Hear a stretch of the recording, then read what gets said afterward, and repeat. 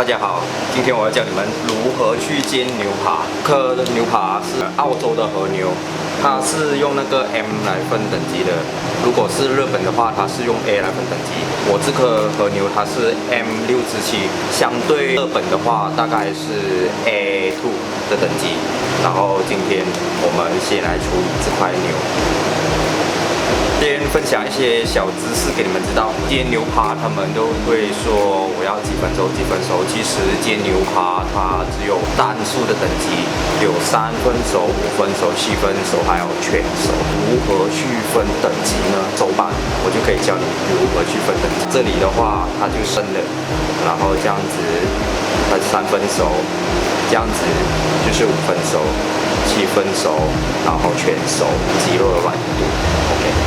好，配菜，今天我有买到小马铃薯，我们先来穿烫，然后放一些盐巴。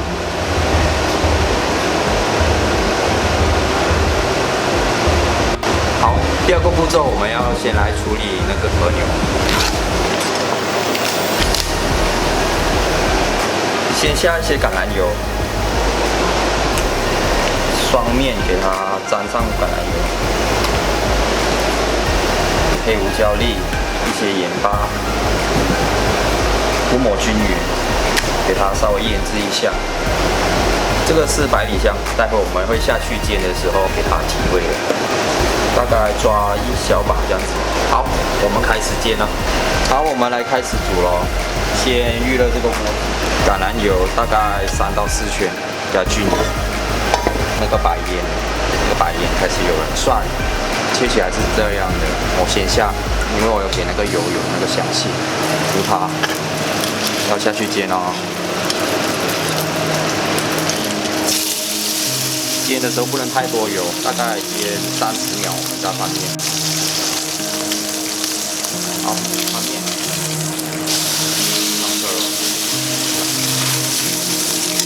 好，这时候下牛油。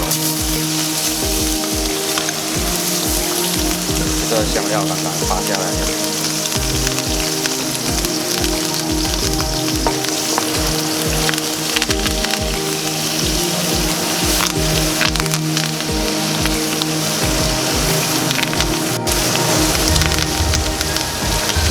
看一下上色了，要用这个压看看你要几分熟。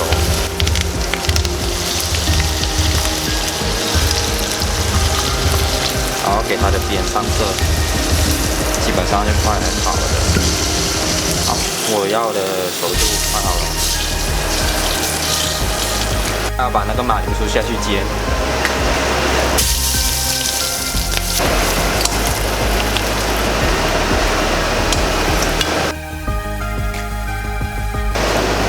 这个大概是3成熟而已，就表面熟而已。